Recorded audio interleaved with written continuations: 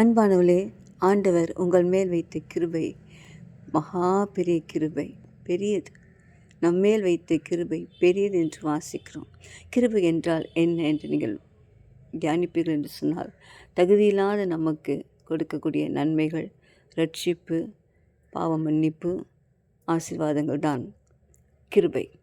இந்த கிருபை நாம் எப்போதும் நம்முடைய கண்களுக்கு முன்பதாக வைக்க வேண்டும்.